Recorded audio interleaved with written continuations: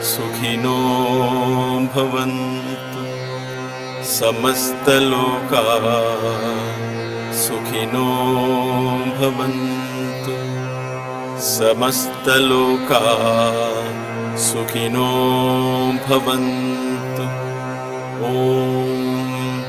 May all the beings in all the worlds be happy. जय बोलो पवन सुत हनुमान की जय, सियावर रामचंद्र की जय, सतगुरु साईनाथ महाराज की जय। नमः पार्वती पतये हर हर महादेव।